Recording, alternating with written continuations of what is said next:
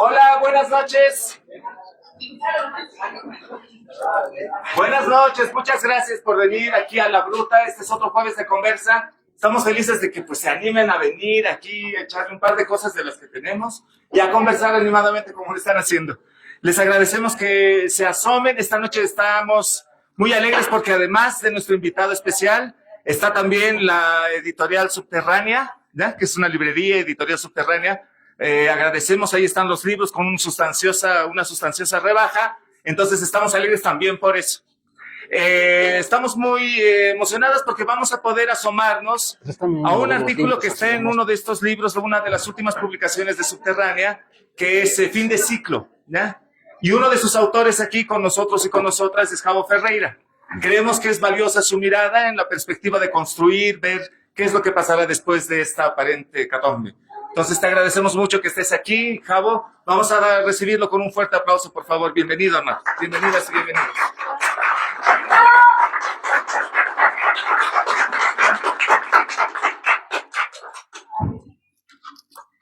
Buenas noches, compañeras, compañeros. Gracias a César y a todos los compañeros y compañeras que hacen La Bruta. Agradecer por esta oportunidad de exponer un punto de vista de los múltiples que se están desplegando en las últimas semanas, ¿no? Es decir, con lo que todo el mundo ya lo ha definido como un fin de ciclo y con unas perspectivas inciertas hacia adelante, ¿no? También agradecer a César Uscamaita, quien me invitó a escribir en este texto, que los invito a revisarlo si les interesa, donde hay un balance colectivo, o sea, hay 4 puntos de vista sobre este fin de ciclo, ¿no? Es decir, ¿cómo te va? Al que le interese, no son naturalmente el mismo punto de vista, porque escribe gente como Raúl Prada o Ariel Román, gente que opina que hubo un levantamiento popular en noviembre del 2019. Escribe también José Lorenti, que anda por acá. Un saludo también a él, que un punto de vista más orgánico. ¿Ahí está bien? Más orgánico del movimiento al socialismo. Javier Guarachi de Sucre, ¿no? Y entonces, bueno, en el texto que hemos presentado y que hoy reiteramos, ¿no? Se encuentran estas 5 visiones de la situación actual. Quiero empezar. ¿Cuánto tengo, César? 40 minutos máximo. Ya, mejor. Pues después tengo que ir a ver a mis pichichos. Bien. Voy a tratar de hacer lo más sencillo posible esta exposición para tratar de brindar, por un lado, qué perspectivas creemos desde la Liga Obrera Revolucionaria, ¿no? Organización en la que milito, qué perspectivas, habría otra definición, del movimiento al socialismo, ¿no? Digo colapso porque no quedó nada, pero nada, ¿no? Es decir, han sido completamente desplazados del estructura, es decir, la llegada de la derecha, o como dijo César, las hecatombes no caen del cielo, ¿no? Sino que son el resultado de acciones políticas, de una estrategia, de programas, etcétera, que es necesario diseccionar, ¿no? Y finalmente, una tercera parte más sencilla, ¿cuáles son los desafíos de la izquierda en este momento? ¿No? De la izquierda, hablando en términos generales, porque hay muchas izquierdas también, Pero ¿cuáles son los desafíos que se plantean ante este escenario? Entonces, empecemos un poco por las perspectivas. No es para nadie un secreto lo que se ha venido aplicando no solo en estos 4 días de gobierno de Rodrigo Paz, sino lo que ha venido sucediendo 1 o 2 semanas previas a la toma de posesión, que ya nos indican a qué tipo de gobierno vamos. Por un lado, hemos visto que incluso antes de la posesión, ya el Tribunal Supremo de Justicia liberó a Jeanine Áñez, ¿no? Y no solo a Jeanine Áñez, sino que a partir de esa sentencia constitucional se han empezado a liberar a varios golpistas, se han empezado a anular sentencias, y evidentemente pareciera que el nuevo gobierno inicia con un bautismo de impunidad para quienes cometieron crímenes de lesa humanidad durante el 2019. Quizá algunas y algunos de ustedes no le han dado importancia o por ahí no se han percatado de muchas cosas que sucedieron en la ciudad del Alto, particularmente durante el mes de noviembre del 2019, ¿no? Es decir, no solo estamos hablando de 38 o 37 asesinados entre Sacaba, Pedregalio y Sencata, sino que estamos hablando que a partir del 10 de noviembre se produjo en la ciudad del Alto, y los que son alteños lo deben saber o lo deben haber escuchado por Tampoco. Hola, hermanito. Les cuento que ir corriendo a mi casa porque no había quien no cuida a mi perro, pues estaba. Qué problema. Pobre Pichichus. ¿Listo? Mandale saludos. Está bien.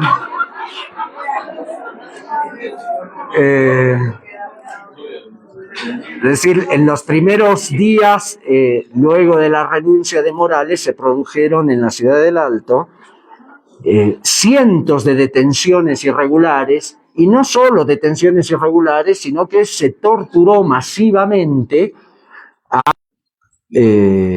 lamentablemente durante esos días se recurrió a mecanismos de tortura masiva de cientos de compañeras y compañeros que eran detenidos supuestamente por ser masistas, entre comillas, pero que en realidad eran detenciones indiscriminadas a quien veían sospechoso, ¿no? Por ejemplo, había documentado más de 96, ojo, eso es lo que documentó solo el ITEI, ¿no?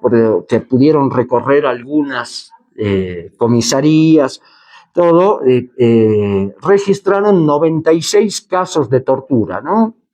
Conocemos que hubo cientos durante esos días. Y la cuestión siguió porque no es que se detuvieron con los 37 asesinados, con los cientos de torturados los primeros días de noviembre, sino que avanzaron y durante los primeros meses del gobierno de Áñez, todos los recordaremos, se lanzó una persecución feroz sobre gente del MAS, ¿no? Es decir, yo no soy del MAS, nunca lo he sido, pero evidentemente no, que yo no haya sido del MAS no significa que podemos avalar y sostener mecanismos no solo ilegales, sino prácticamente criminales llevados desde el Estado contra la población, ¿no? Entonces, evidentemente, el gobierno de Rodrigo Paz inaugura su gestión con no solo la impunidad de Áñez, sino que lo hace dando un giro geopolítico de 180 grados, donde Bolivia nuevamente pasa a estar debajo del paraguas de Estados Unidos, ¿no? Y lo hace, evidentemente, no solo por una afinidad ideológica, cultural o lo que sea, sino que lo hace como resultado de una ubicación completamente pragmática, que es conseguir dólares, ¿no? Conseguir dólares para los hidrocarburos, dar un golpe de efecto ante la población, como lo está haciendo ahora, es decir, evidentemente las filas están empezando a disminuir de la gasolina, es decir, están intentando empezar a sembrar confianza y expectativas en el conjunto de la población.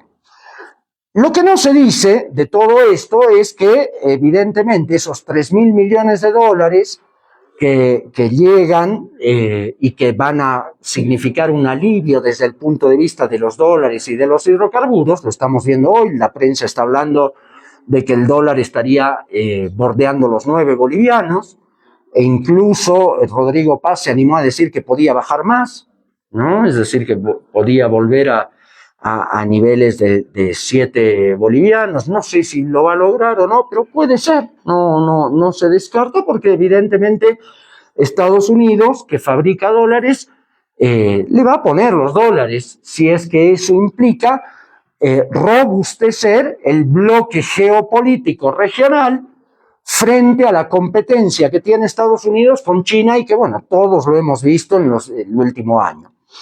Entonces, ¿qué tenemos como perspectiva? Es decir, si uno mira al actual gobierno, y no solo el actual gobierno, sino el conjunto del bloque derechista, vemos que han obtenido un triunfo importante. Es decir, tienen el control con más de 2/3 del Parlamento.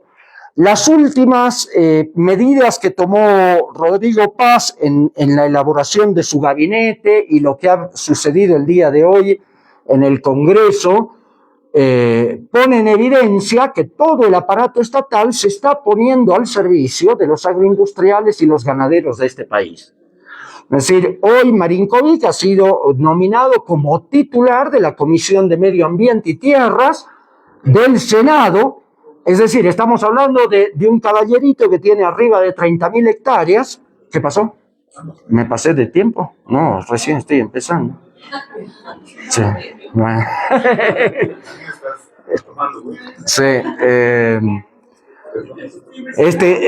claro, este caballerito que tiene 30.000 hectáreas, que fueron reconocidas durante el gobierno de Arce, ¿no?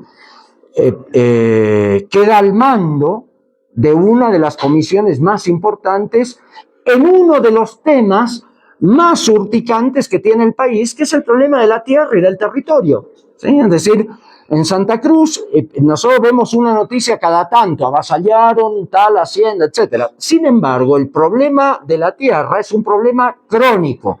Es decir, estamos hablando de decenas de ocupaciones de tierra que no aparecen en las noticias, ¿entiendes? Pero que ponen en evidencia que estamos ante un problema sumamente delicado. Entonces, el gobierno de Paz, digo, para hacerlo sencillo, empieza, más allá de la retórica, de lo que viene diciendo, empieza garantizando impunidad para los masacradores de noviembre del 19. Empieza poniendo al país, ¿sí?, endeudando el país y endeudando a generaciones futuras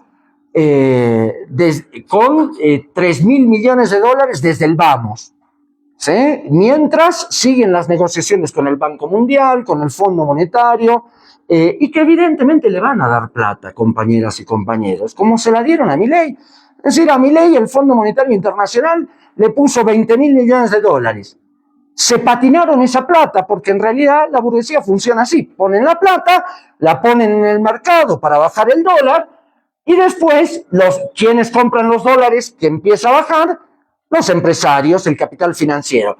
compran los dólares, se vuelve a agotar los dólares y lo venden haciendo negocio en otro momento. Entonces, Milei, para ver el espejo argentino, se patinó 20.000 millones de dólares en un par de meses, estuvo al borde de un colapso económico antes de las elecciones y fue a arrodillarse a Estados Unidos para que le pongan más billete y poder salvar las pasadas elecciones argentinas. Y le pusieron no 20.000, sino 40.000 millones de dólares. ¿Sí? Con un sistema que, bueno, los que son economistas conocerán mejor, que se llama el swap. Es decir, no es plata líquida que le dan, ¿sí? Sino que es un convenio en el cual, donde el gobierno argentino empieza a colapsar o la moneda empieza a colapsar, el Tesoro norteamericano va liberando billetes para que el dólar baje. Es decir, la economía argentina hoy está en manos no del Ministerio de Economía argentino, sino que está en manos del Tesoro norteamericano. ¿Se entiende? Es decir, un salto impresionante en la semicolonización del país y en la subordinación de la Argentina. Imagínense si eso pasó con Argentina, que tiene una estructura industrial y un aparato industrial muy por encima del nuestro, evidentemente a nosotros no necesitan darnos 20.000 millones de dólares o 40.000, como ya se comprometió Trump con Milei, sino que empiezan con las migajas de 3.100 millones de dólares, que después subirán a 6, 7, 8, no sé, pero somos un país barato para los gringos, ¿sí? Somos un país que se puede comprar baratito, ¿sí? Por migajas. ¿Qué significa esto? Evidentemente, el conseguir los dólares implica que Bolivia se pone a disposición de Estados Unidos en la disputa regional. Significa lo que ya anunció en estos días Rodrigo Paz, la ruptura de relaciones con Venezuela, la ruptura de relaciones con Cuba, con Nicaragua. Pero ¿qué es lo peor de este asunto? Porque romper relaciones con Maduro, que tiene casi un régimen dictatorial brutal en su país, no es difícil. El problema es que termina avalando una política profundamente agresiva, profundamente imperialista, como es la que estamos viendo hoy en el Caribe, con despliegue de submarinos nucleares, tropas que se están preparando en Panamá y en Puerto Rico, un submarino nuclear, portaaviones, etc. Es decir, una agresión que ya no es solo política, sino militar. ¿Sí? Entonces, ¿cuáles son las perspectivas? Evidentemente, estamos entrando en un momento político donde las clases dominantes, sea el capital financiero, sea el capital agroindustrial o el capital minero, ya sea en su forma empresarial o en su forma encubierta como cooperativas, van a hacer grandes negocios.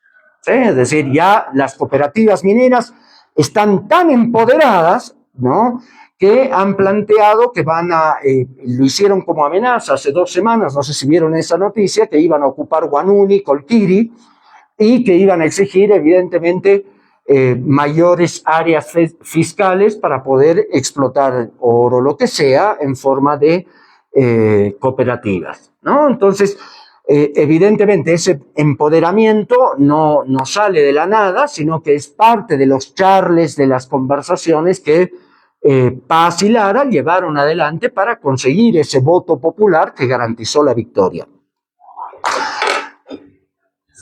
Fijo la hora, ahora van a ser 20 minutos, bien. Entonces, resumiendo y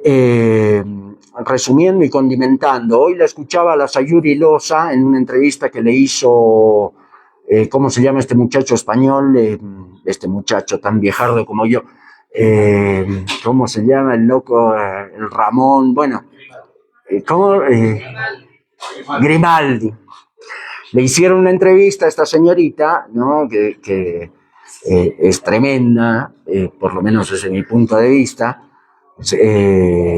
y donde calificaba al gobierno de Rodrigo Paz como un gobierno nacionalista. Es decir, lo calificaba como un gobierno nacionalista simplemente por el eslogan facho que utiliza Paz, que es Dios, patria y familia. Entonces, la insistencia de hablar de la patria y la patria y la patria acá, la patria allá, le dio la impresión a esta mujer de que se trataba de un gobierno nacionalista. Bueno, más alejado de la realidad no puede estar, porque evidentemente un gobierno que pone la economía nacional y que subordina la economía nacional a la llegada o no de los dólares norteamericanos, evidentemente muy nacionalista no es.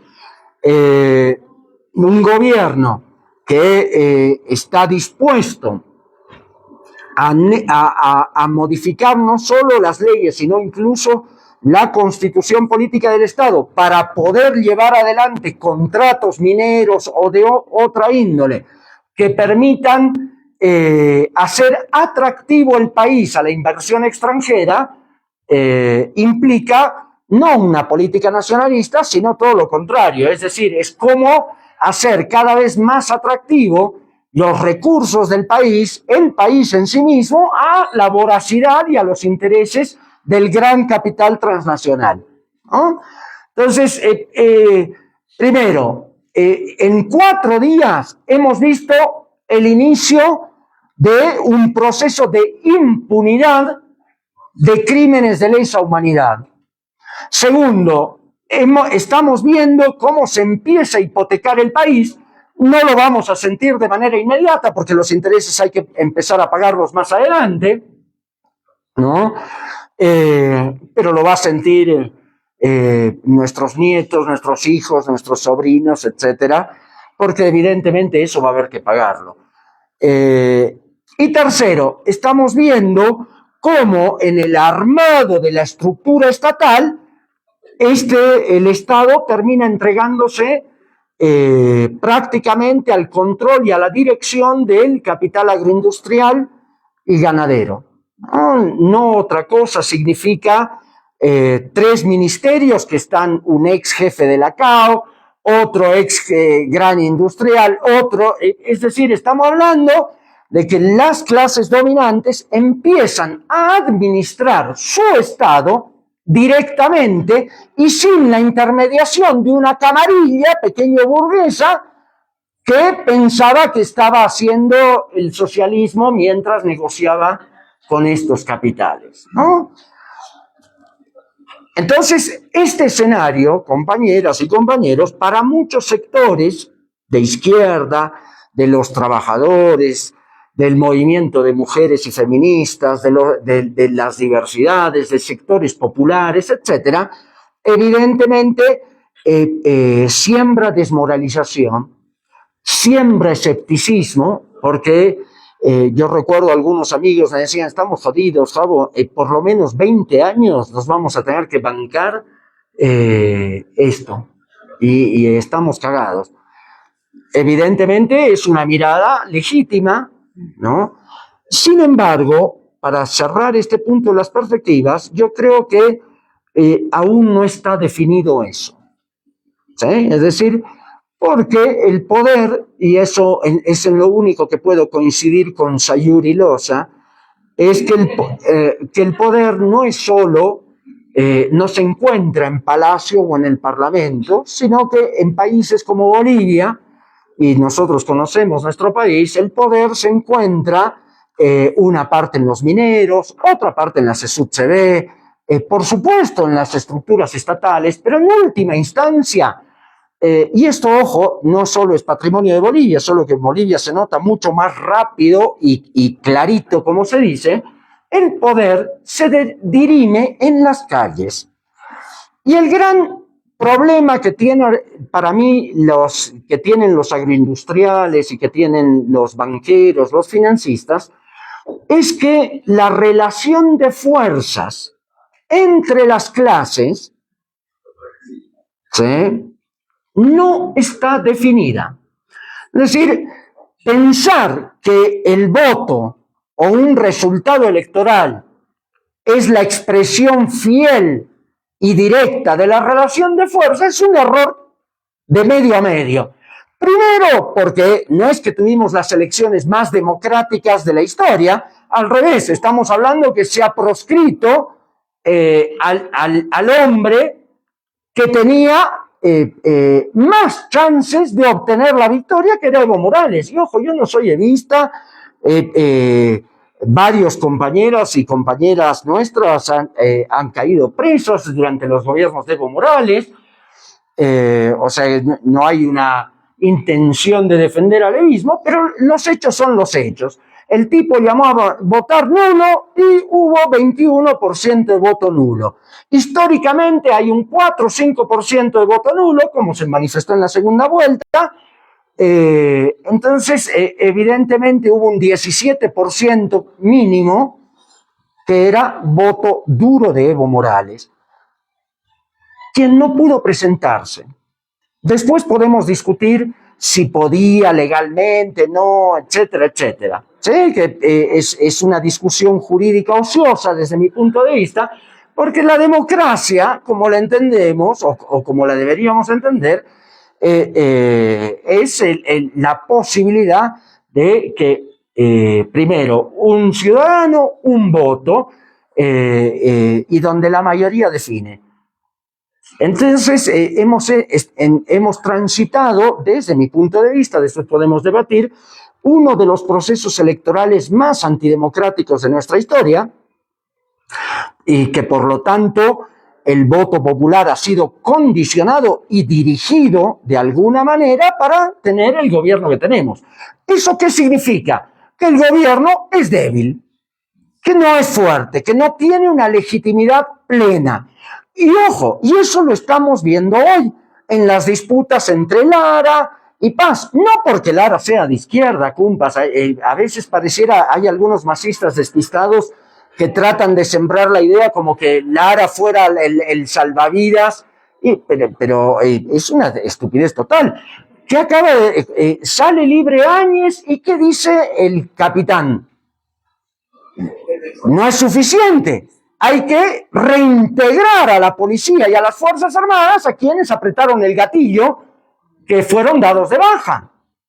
¿Se entiende? Es decir, Lara tiene algo que lo distingue de Paz, que dice, no solo a los fachos con plata y blanquito hay que ayudar, también ayudemos a los fachos morochitos como yo, etcétera, que le ponemos bala a los indios y tienen que reintegrarse.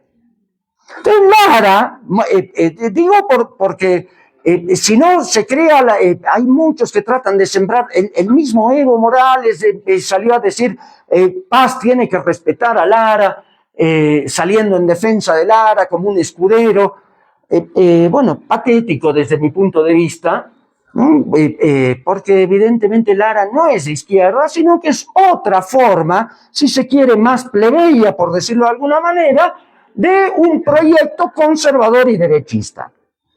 Pero que hayan esas disputas, que hayan esas fisuras, ¿sí?, pese al gran acuerdo nacional que han hecho los derechistas, porque hay un gran acuerdo, cumpas, o sea, hay ministros de Tuto Quiroga, hay ministros de Doria, es decir, hay un gran acuerdo derechista para ayudar desde el Parlamento a Rodrigo Paz en su gobernabilidad, ¿no?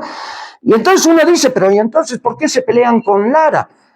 Porque acá vamos a un problema que es histórico. Yo no quiero entrar después en discusiones teóricas y lo señorial que teorizó Zabaleta y todo, que puede estar muy interesante, pero diciéndolo mal y pronto, estamos hablando de una clase dominante racista. Y Lara, aunque tenga ojos verdes, y sea un tipo más o menos bonito, según los cánones occidentales y cristianos, es un cholo y un paco. Y entonces la clase dominante nuestra no puede aguantar ni cholos ni pacos, y menos después de 20 años de masismo. ¿Se entiende? Es decir, la disputa no es porque haya diferencias profundas en el proyecto, sino porque son fachos, porque son racistas. Y entonces dicen, este cholo de mierda ¿se entiende? Quiere dirigir al gobierno. Estamos hablando de que la clase dominante, blanco-mestiza, y con esa cultura señorial que teorizó Zabaleta, evidentemente cree que puede imponer toda una agenda. Y se están equivocando. Y eso es lo interesante. ¿Por qué? Porque la relación de fuerzas entre las clases no está definida, compañeras y compañeros. ¿Y por qué digo esto que no está definida? Es fácil, tenemos que ver los últimos 5 años del gobierno de Arce, y no solo sino cómo llegó Arce al gobierno. Y Arce no hubiera podido llegar al gobierno si no hubiera habido una gran rebelión popular en agosto del 2020 que le impuso a la rubia de Áñez que las elecciones no se podían mover más allá del 20 de octubre. ¿Sí? Es decir, si no hubiera habido esa gran rebelión que amenazaba desbordarse, Arce no podía haber llegado al gobierno. Entonces, evidentemente llega al gobierno y desde el gobierno empiezan a trabajar para desmovilizar, volver a cooptar a los dirigentes sindicales, volver a corromper a las organizaciones sociales, a las organizaciones sindicales, etcétera. Pero la relación de fuerzas solo se modifica en las calles. Todo lo que han hecho desde el Estado evidentemente ayuda a la clase dominante, si no, no habría gobierno de paz en este momento. Es decir, si uno mira, el gobierno de Arce garantizó la agenda del gobierno de Jeanine Áñez. Jeanine Áñez y todos sus amigos, desde Tuto Quiroga, Doria Medina, todos los que estaban ahí, estaban desesperados de que Evo Morales no pueda volver a ser candidato. ¿Y lo garantizó quién?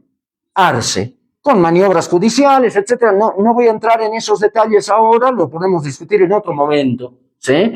Pero los que son abogados honestos, porque ser abogado es medio peligroso,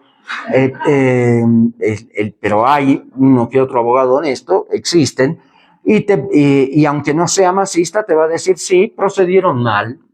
Es decir, manipularon, interpretaron como les dio la gana la Constitución, todo el mundo lo avaló, y bueno, se logró lo que toda la clase dominante quería, que el indio del Chapare no sea candidato. Y no importaba si había 20-30% de apoyo a ese cocalero, había que proscribirlo. Y eso lo garantizó Arce, no la derecha. La derecha no pudo. Estuvo con el gobierno de Áñez y si Evo Morales y Luis Arce no negociaban con Áñez, yo opino que Áñez se caía por la movilización popular si ese proceso se desarrollaba en agosto del 2020. Por eso Áñez aceptó negociar, dijo, ¿cómo controlo? Voy a tener que matar más indios, pero si mato más indios, esto se transforma en guerra civil. Y entonces aceptaron. Ahora bien, durante el gobierno de Arce se fortaleció la posición de las clases dominantes. Ya voy cerrando. Se firmó un acuerdo de 10 puntos con los agroindustriales. Esto fue el 2023 o 22, donde se les liberaba las exportaciones, se les hacía ventajas tributarias, bueno, infinidad de concesiones que permitieron que las clases dominantes hoy estén más fuertes que nunca. Y a la par que se fortalecía las clases dominantes con todas esas medidas, se desmoralizaba a los sectores populares que veían que no se resolvían los problemas de combustibles, no se resolvían los problemas del dólar, No se resolvía el problema de la suba de precios del azúcar, del café, la harina, etcétera. Ha subido muchísimo, compas. Es decir, el gobierno de Arce, el gobierno de los renovadores del MAS, contribuyó al resultado actual y a la llegada de la derecha al poder. De hecho, lo ayudaron a Rodrigo Paz. ¿Por qué? Porque el ajuste se empezó a hacer antes. El recorte de presupuesto en municipalidades, el recorte de presupuesto en las universidades, el recorte de presupuesto en instituciones estatales, etcétera, lo vino haciendo ya antes el gobierno de Arce, lo que facilita la labor de Rodrigo Paz de aquí en adelante. Entonces, el escenario es un escenario, si uno mira superficialmente, peligroso, de catástrofe, de hecatombe. ¿Qué velocidad y con qué intensidad Rodrigo Paz y su equipo empiecen a atacar al pueblo? Lo más coherente, lo más pragmático sería que reciban la plata y vayan haciendo el ajuste prestado. ¿Sí? Y donde los sectores populares los ven también con desconfianza. No hay entusiasmo con el nuevo gobierno. A lo sumo hay expectativa y dicen ojalá que salga bien, ojalá veremos. Pero no hay entusiasmo. Hay expectativas y veremos, hasta ahí. Entonces, esa relación de fuerzas se va a definir en las calles. Y eso va a depender, en gran medida, de cómo ataque el gobierno. En ese sentido, yo soy optimista. ¿Por qué? Porque estos van a empezar a atacar. Ya lo están haciendo. Entonces, espero no equivocarme, pero yo creo que un año, 2 máximo, esto va a reventar. Y cuando digo reventar, no me refiero únicamente a la posibilidad de un levantamiento nacional, que estamos acostumbrados desde la Guerra del Agua, ¿no? Guerra del Agua, levantamiento aymara de septiembre, octubre del 2003, mayo, junio del 2005, bla, bla, bla, sino que me refiero a una situación de una mayor lucha de clases crónica y de una mayor inestabilidad política crónica. ¿Por qué? Porque la derecha también es muy débil. Y el movimiento popular, los trabajadores, los sectores populares, el movimiento campesino, aunque la relación de fuerzas no esté definida aún, también está débil. No hay quien unifique, porque antes vos tenías el papel de Evo Morales, que era contradictorio, porque por un lado unificaba al movimiento popular y eso le daba fuerza, pero al mismo tiempo unificaba no para pelear, sino para negociar mejor. Entonces, ¿qué hacía Evo Morales con los agroindustriales? Hermanito, tenemos que hacer estito. ¿No quieres? Mira que tengo toda la indiada atrás. Y entonces se negociaba, se pactaba. Y de esa manera había una situación perversa, porque por un lado tenías un movimiento popular unificado detrás del MAS, cuando se produce la masacre del Porvenir y asesinan a 15 campesinos el 11 de septiembre del 2008 en Pando, se produce un proceso de movilización espontáneo enorme que empiezan a armas de caza, etcétera. Es decir, había voluntad de combate. Eso aterrorizó a masistas que no querían ver el desborde y a los derechistas que dijeron, si seguimos así vamos a la guerra civil, negociemos ya. Y se negoció de que hoy ya no hay un MAS que pueda cumplir ese papel perverso de contener al movimiento obrero, al movimiento campesino. Yo opino que hay que prepararse para ese momento. ¿Por qué? Porque si la relación de fuerzas no está definida y se va a definir en las calles, entonces empieza a haber un problema. ¿Qué vamos a hacer nosotros para que esa relación de fuerzas se incline a favor del campo popular? Es decir, este no es solo un análisis objetivo. No, no, no. Lo que yo estoy proponiendo es un análisis militante.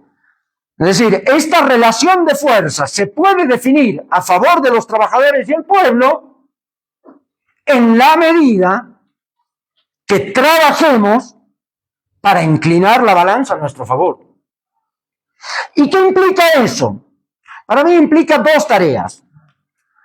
Una primera, con la cual vamos a tener acuerdo con muchos sectores de la izquierda del MAS, de sectores combativos de los trabajadores, del movimiento campesino, que es pensar cómo crear formas de organización que unifiquen a los que luchen, que unifiquen de manera democrática a las y los compañeros y compañeras que salgan a la pelea. Es decir, coordinadoras interfabriles, para mí hay que rescatar la experiencia de la coordinadora del agua de Cochabamba de abril del 2000, y no solo rescatarla, profundizarla, tratar y hacer el esfuerzo de que sea permanente, que no sea efímera para el proceso de lucha, sino que sea cotidiana. Es decir, institucionalizarla.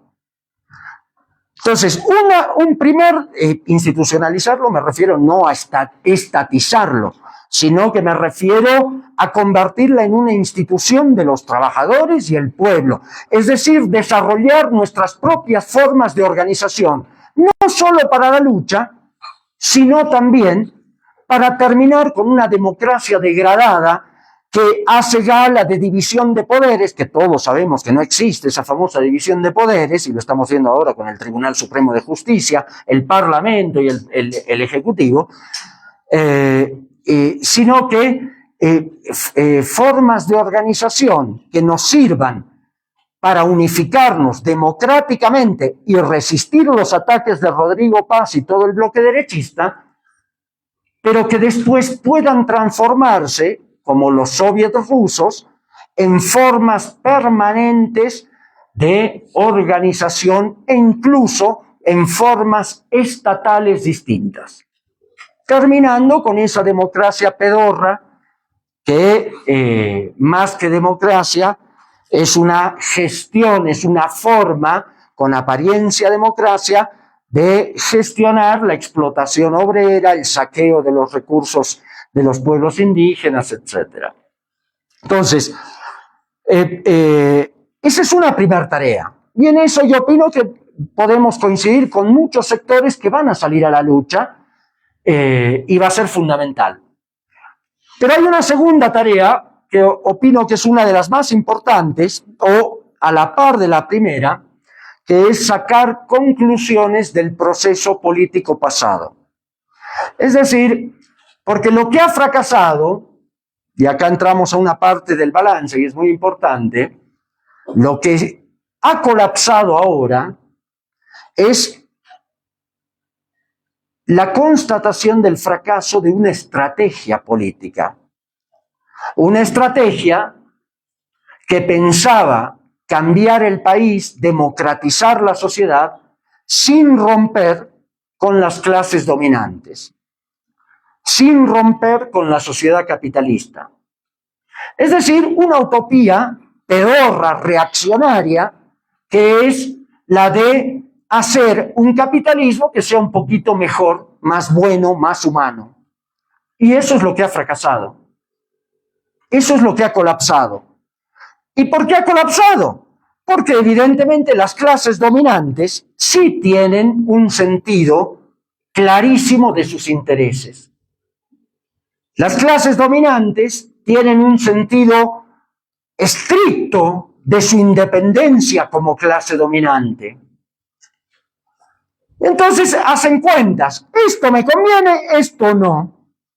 Y cuando no les conviene, están dispuestos a ir al golpe de Estado, incluso a la guerra civil. Lamentablemente, desde el campo popular no tenemos la misma decisión.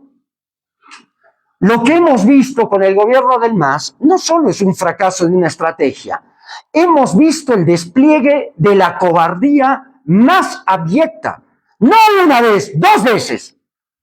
La primera fue con el golpe de Estado del 19, cuando Evo Morales se fue, cuando todo el Estado Mayor masista se escondió y se fue.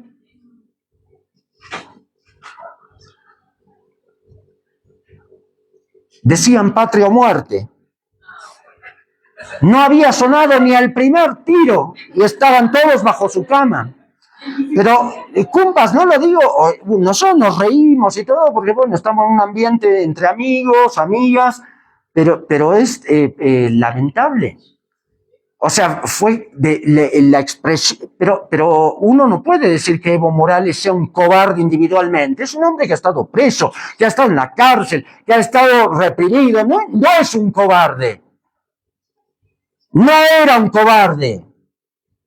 Al revés, era, desde el punto de vista individual, era uno de los tipos más valientes de la casta política que tenemos en este país.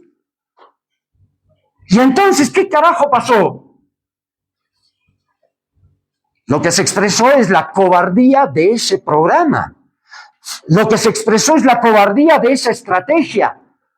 Porque si Evo Morales estaba dispuesto a pelear y decía, no vamos a permitir un golpe de Estado, significaba que tenía que llamar al bloqueo, significaba que tenía que llamar a la resistencia y quizá íbamos a la guerra civil. Tocas la tierra. ¿Cómo le vas a ganar la guerra civil a los empresarios que financian el golpe de Estado, el ejército, etcétera, si no le quitas la fábrica, si no le quitas los campos?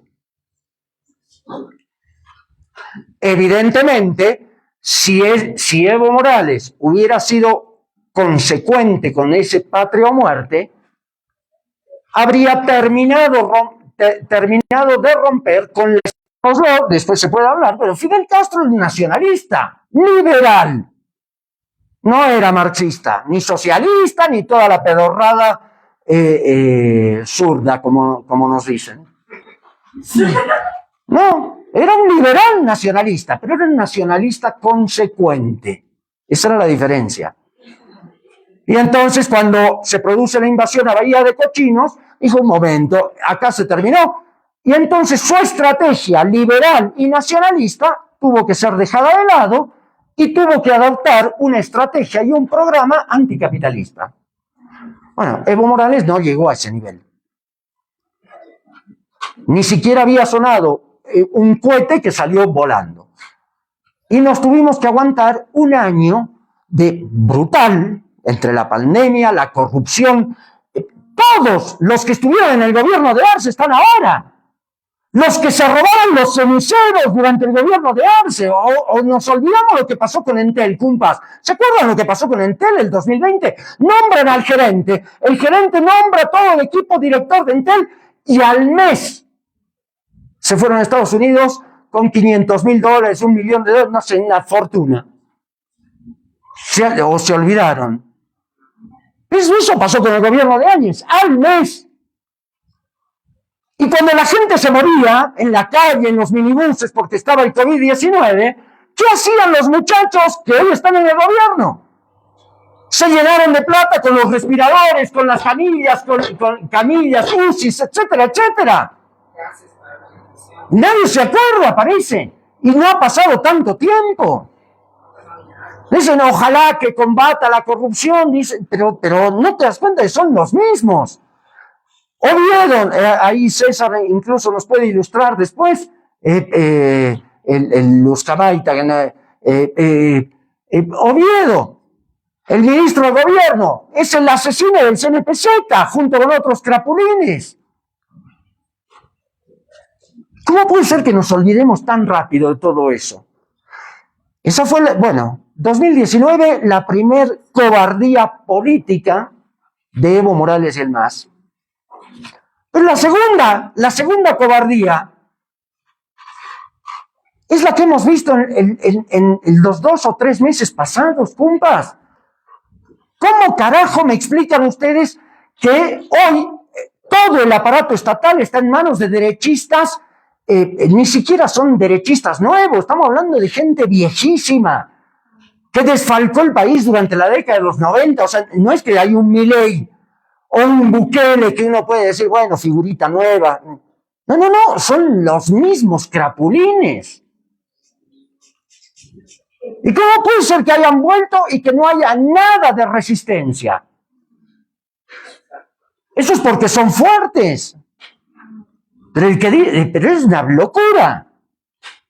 Solo pueden estar ahí porque los del MAS, desde Arce, Evo Morales, Andrónico y todo el crapulerío de Del Castillo y los guevaristas estos, colaboraron para ese fin.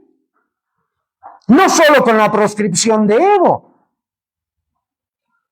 sino con una legislación electoral brutalmente antidemocrática. Todo el mundo dice, Lara ganó las elecciones. Bueno, ¿y por qué Lara no tenía partido? Pues no tenía plata. ¿Pero quién aprobó esa ley electoral al servicio de los ricos? ¿Quién la aprobó? Sí, pero no solito. Evo Morales la promulgó.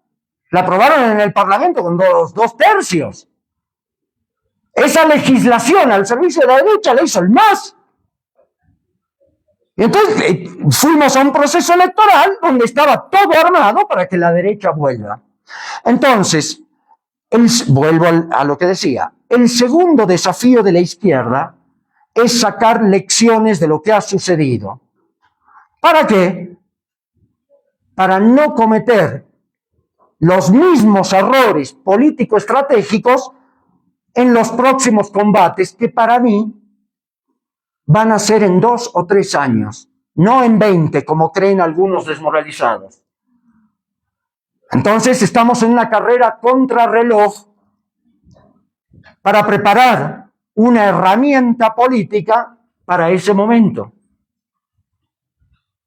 ¿Y cuál es la herramienta política que desde la LORSI opinamos que hay que poner en pie? Es un partido de trabajadores revolucionarios. Es decir, un partido que no le tiemble la mano de enfrentar al empresariado, a los derechistas, y que esté dispuesto a impulsar la movilización y la autoorganización obrera y popular lo más ofensivamente posible. Entonces, con esto termino. Hay varias cuestiones que quedan pendientes, pero creo que estamos entrando en un escenario que en apariencia hace que la burguesía se sienta confiada. Y no solo confiada, sino desbocada. Y entonces van a hacer barbaridades. Y cuando hagan esas barbaridades, los sectores populares van a reaccionar. La gran discusión que queda pendiente es ¿qué vamos a hacer los sectores más politizados, los sectores que somos un poquitito más conscientes que el grueso de la masa, para que cuando llegue ese momento estemos en condiciones de ofrecer una alternativa política revolucionaria a ese movimiento de masas que va a intervenir, ¿no? Entonces, para mí ese es el gran desafío y es para lo que tenemos que prepararnos. Creo que el libro que publicó la editorial Subterránea, donde se plantean distintos balances, es un aporte en ese sentido y les invito a leerlo y a comprarlo, como diría César, ¿no? Bueno, abramos el debate si hay debate y gracias a todos. Muchas gracias, querido Javo.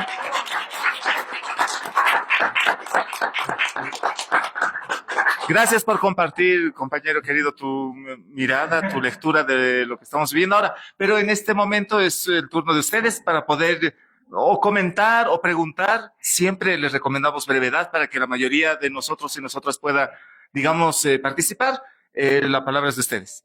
¿Quién levanta la mano y yo le paso este micrófono? Me pasé 10 minutos, César, nada más. No, nada, ¿ves?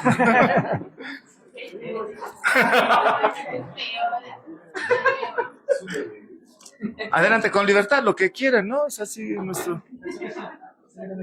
No, si no hay, yo puedo seguir, ¿eh? Porque... yo creo que ya quería decirte, cabrón. Ahí está el compañero Freddy. Perdón, corazón, voy a pasar por aquí. Adelante. Bueno, hola. ¿Está bien? Sí, no sé qué pasó. Hola, ¿me escuchas? Adelante. Okay. Yo creo que se han cometido varios errores. Estoy muy de acuerdo en muchas cosas que has comentado, pero hay que enfatizar algo que es bastante importante, ¿no? Hace años yo recuerdo de que había una disputa entre el campesinado, ¿no? O sea, los líderes campesinos, y los obreros, ¿no? O sea, identificados con los mineros dentro de lo que significaba en ese tiempo la COF. Entonces, me parece que por primera vez hay una alianza entre el campesinado, que llamémosle los indígenas, qué sé yo, como quiera, con los obreros, ¿no? Y es la primera vez que la izquierda toma el poder del gobierno, ¿no? Con esa alianza. Y está el MAS ahí, ¿no? El MAS liderizado por Evo, qué sé yo, representante del indigenismo, etcétera, etcétera, ¿no? Y la corriente, digamos, de izquierda un tanto marxista, popular, qué sé yo, con Linera y otros más. Pero careció además ese instrumento que podía haber triunfado, digamos, o sea, si no cometía ciertos errores y no obviaba algunos pasos en su camino.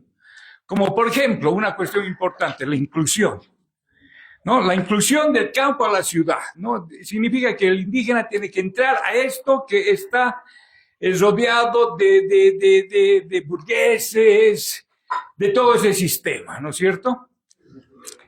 Y es a este sistema al que nosotros, digamos, de alguna manera nos hemos opuesto siempre, ¿no? O sea, hay que solucionar un problema de aquí, de las ciudades, digamos, ¿no? Entonces, la inclusión de pronto es al campesinado que entra, incluirlo en la clase media, etcétera, etcétera, pero se olvidan de que los están incluyendo en un sistema que está enfermo, ¿no? Entonces, primero hay que solucionar el problema que está enfermo para incluir. ¿Por qué?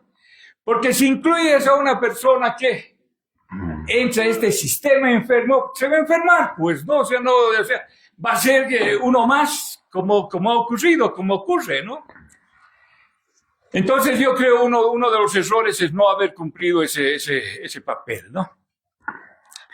Otro también creo que el MAS, digamos, como instrumento, ¿no? de fuerza en las calles, qué sé yo, era el hijo, ¿no? De lo que era Condepa en ese tiempo, ¿no? Un montón de gente de derecha, de izquierda, qué sé yo, hacen una alianza, ¿no? Y llevan a Evo a la presidencia, ¿no? Hay una disputa, además, dentro del MAS, ¿no? Por ganar las pegas, qué sé yo, ¿no? Y llega un momento en que la parte de la coyuntura, la solución a la coyuntura, no pasa por la cuestión del país, ¿no? Pasaba necesariamente por los problemas internos que tenía el MAS, ¿no? Porque había una parte que era derecha y otra parte que era izquierda, ¿no? Pero tampoco se solucionó aquello, ¿no? Entonces, estábamos frente a un instrumento que no tenía, digamos, una brújula, ¿no? Eso por un lado. Por otro lado, en cuanto a ahora lo que está ocurriendo, ¿no? Lo que ha ocurrido, me parece, percibo que va a haber, estoy muy de acuerdo, que va a haber grandes problemas, ¿no? Porque la derecha no va a cambiar. No va a cambiar, va a agarrar, va a ocupar sus espacios, ¿no? Se va a volver otra vez asaltadora de las arcas, etcétera, etcétera, como bien has dicho, la parte de Áñez, ¿no es cierto? Y aquí hay un fenómeno, ¿no? Que lo estoy visualizando y es Lara. Lara de pronto se encuentra como un personaje que se opone un poco a la actividad, a la actitud de Rodrigo, digamos,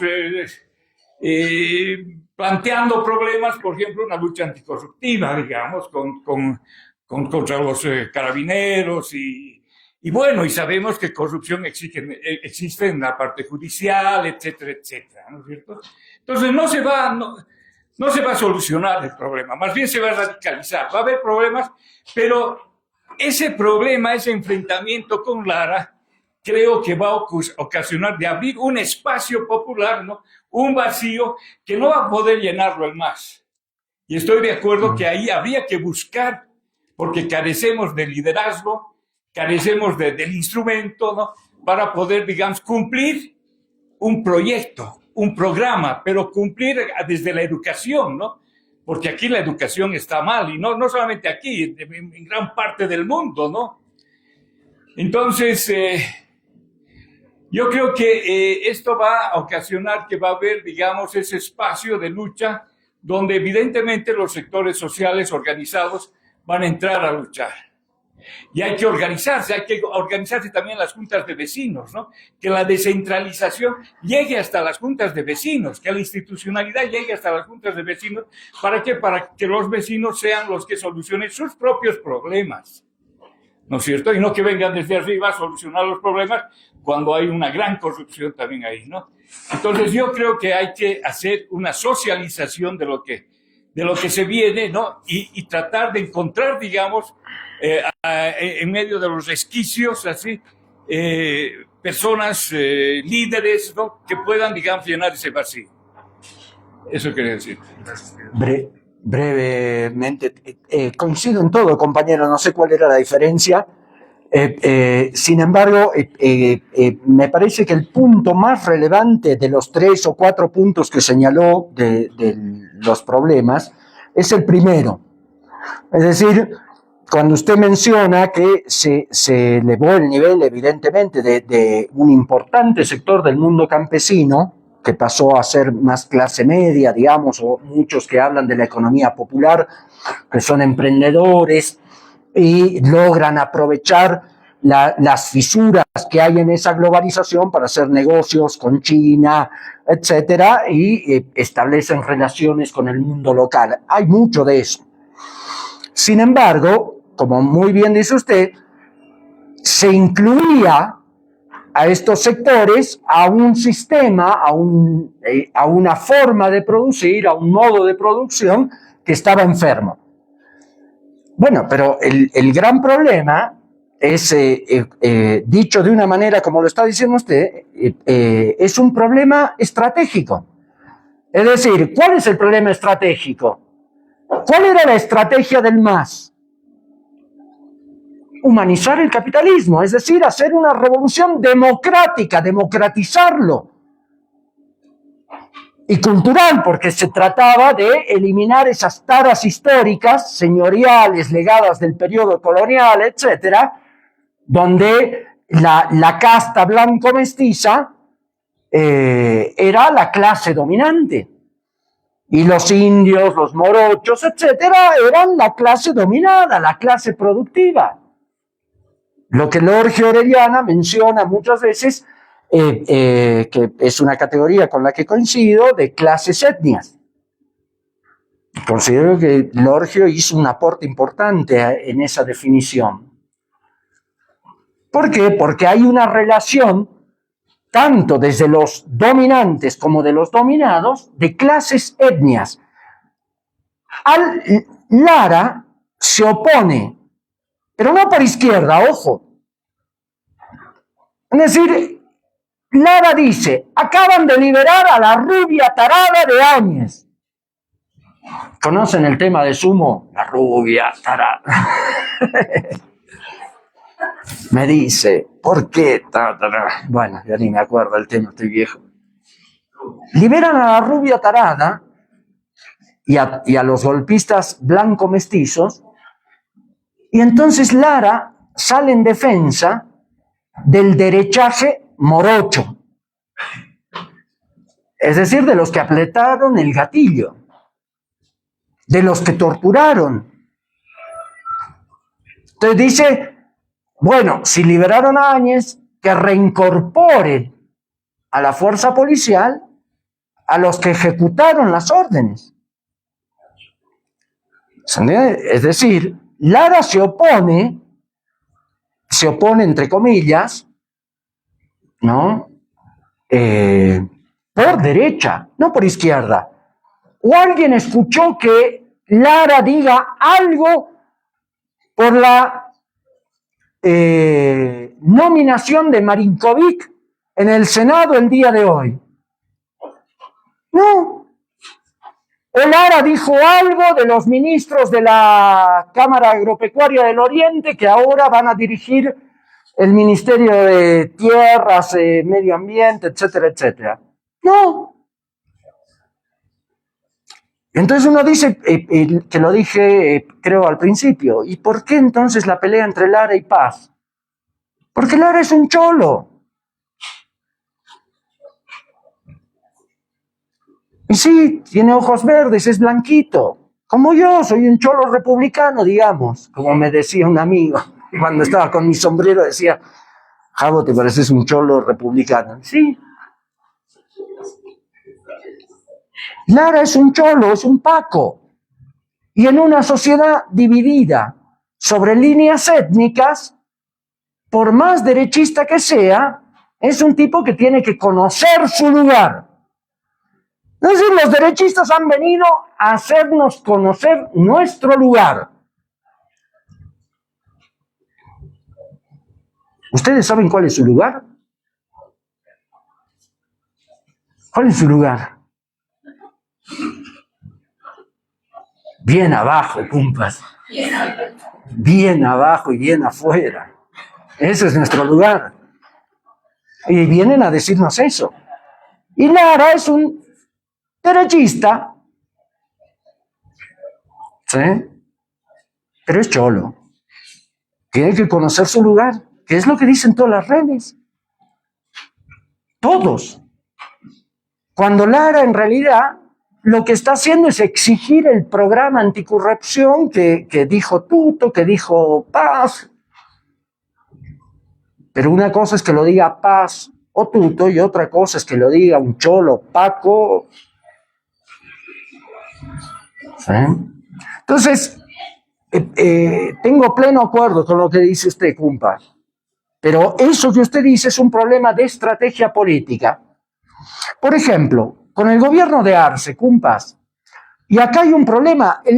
Unos dicen la división del MAS fue la causa. Falso. Falso como moneda de cobre. Porque en los problemas importantes, Evo Morales y Arce eran 2 gotas de agua. No había diferencia. Y voy a dar un ejemplo sencillo. 2 ejemplos. Primero, 2019, golpe de Estado. Ni Arce, ni Evo, ni ninguno de los que estaban en el gobierno llamó a resistir. Los que llamaron a resistir eran los sectores del pueblo. Mi amiga Leonarda, que vive cerca de Sencata, contaba que cuando vieron la quema del Agua fueron a ver a los dirigentes de su junta vecinal. No había, estaban escondidos, borrados. Decían, hay que movilizar.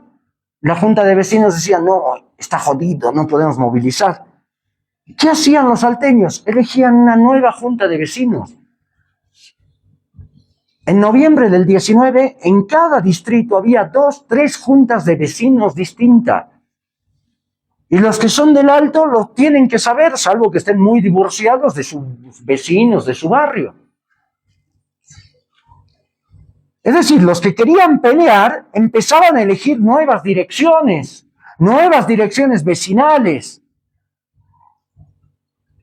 Porque las anteriores estaban tan corrompidos de haber colaborado con Evo Morales que no tenían capacidad de movilización.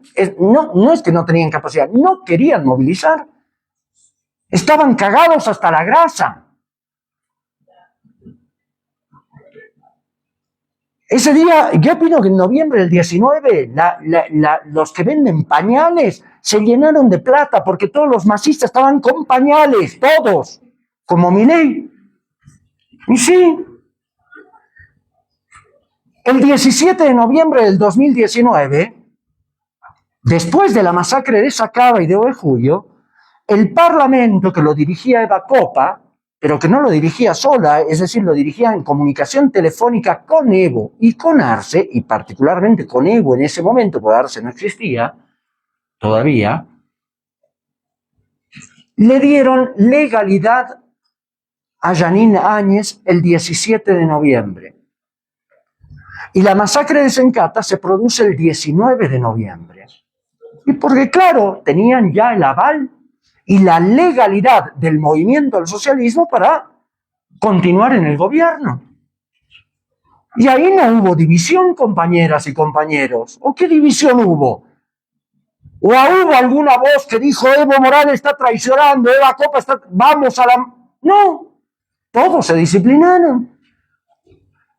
Pero vayamos más acá, el 2022, 2023, cuando se producen las movilizaciones de Santa Cruz, ¿se acuerdan? Y de los transportistas y gremiales contra supuestamente unas leyes que los iban a joder y los iban a perjudicar, que controlaban. ¿Se acuerdan o no? Cuando estaba el bloqueo en Santa Cruz, sectores populares, ¿qué hicieron? Convocaron a una movilización. Empezaron a convocar una movilización, una contramovilización contra los comités cívicos. Pero antes de que empiece la movilización, el gobierno de Arce, con el aval de Evo Morales, porque la ruptura no era clara todavía, decidieron negociar y eliminar las leyes que supuestamente los agroindustriales cuestionaban. ¿Qué división hubo entre Arce, que estaba gobernando, y Evo Morales, que estaba en el Chapare? No hubo ninguna división. Es decir, en los problemas claves, en los problemas decisivos de la lucha, no hubo división. Hubo consenso y hubo acuerdo. Entonces no nos dejemos meter el dedo en la boca.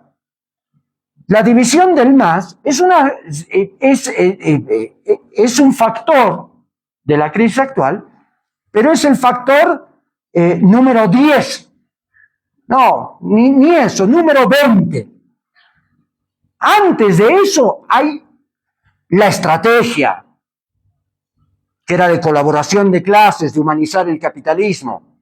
El programa, que era un programa de no molestar a la derecha, de no molestar a los agroindustriales. Cumpas, Bolivia durante el 2024 exportó por valor de 9.000 millones de dólares. ¡Pero no hay dólares! ¡La puta! Exportamos 9.000 millones de dólares, no hay dólares. ¿Alguien lo tiene? Los que exportaron. ¿Quiénes son? Los agroindustriales, los mineros.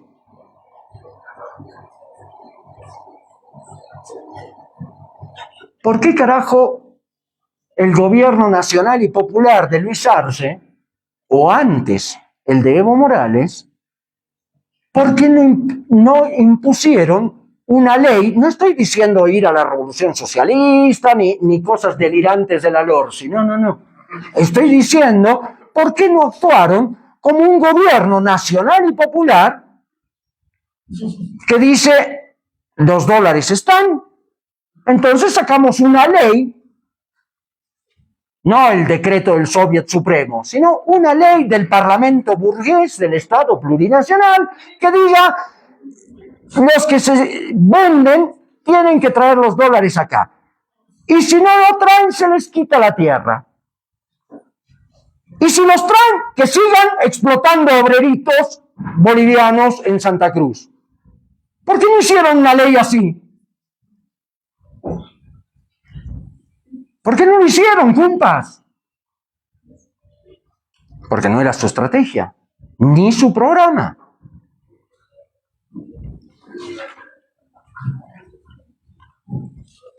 Ni su moral. Porque en la medida en que se producía el ascenso social de dirigentes de sectores del movimiento al socialismo, que era gente que era gente humilde, compas, que era gente que como muchos de nosotros tenía que, hasta antes de ser gobierno, tenían que fiarse de la casera de la esquina, que tenía que hacer malabares para alimentar a sus hijos. Pero cuando llegó el gobierno del MAS, papito, vas a ser director de tal repartición. Papito, vas a ser gobernador. Mamita, vas a ser funcionario de tal. Entonces hubo una cooptación enorme de esos dirigentes que se habían forjado en 15, 20 años de lucha de clases. ¿Ustedes qué creen? ¿Que la gente del Chapare, que solo era Evo Morales? No, Evo Morales era la expresión más visible de un fenómeno social de resistencia enorme de más de una década en este país. Y todo eso que al movimiento campesino le costó sangre, sudor y lágrimas construir, de la noche a la mañana fue corrompido, prebendalizado. Entonces, hoy sí tenemos una dificultad porque hay que construir una nueva capa de dirigentes. Ahora, yo opino que lo vamos a construir rápido, porque el mundo está cambiando. Porque Estados Unidos, para recuperar hegemonía, no puede actuar tranquilamente como actuó durante el siglo XX, tranquilamente entre comillas digo. Los tipos están apurados en la competencia con China. Y lo estamos viendo, la agresión a Venezuela es inédita en décadas, por lo menos en 5 décadas. ¿Por qué? Porque están apurados, porque hay una carrera de velocidad geopolítica enorme. Y esa bestialidad de Estados Unidos, esa brutalidad con la que va a empezar a actuar con todos nuestros pueblos, va a detonar resistencia. Y en eso yo tengo una confianza tremenda, pero tremenda, en los trabajadores y el pueblo latinoamericano. Pero tremenda. Por eso soy optimista. Porque si empezamos a unificar nuestras fuerzas, si empezamos a sacar conclusiones de lo que ha pasado, podemos vencer. Porque en última instancia, compañeras y compañeros, la gran discusión que tenemos que empezar a hacer no es solo cómo sacamos a la derecha y ponemos un gobierno progre, pero no. La gran discusión que tenemos que hacer es cómo el movimiento de mujeres, los trabajadores, el movimiento campesino, los pueblos indígenas, forjamos una estrategia y una herramienta política que nos permita vencer. No solo resistir, no solo evitar que nos jodan con la ley de educación o con la reforma de una constitución o lo que sea, sino vencer. Pero vencer no es desplazar a una camarilla capitalista por otra, por más democrática que sea. Vencer significa, por lo menos para mí,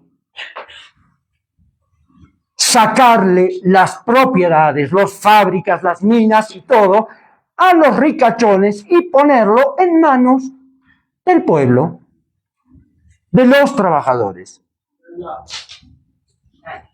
Bien, eso.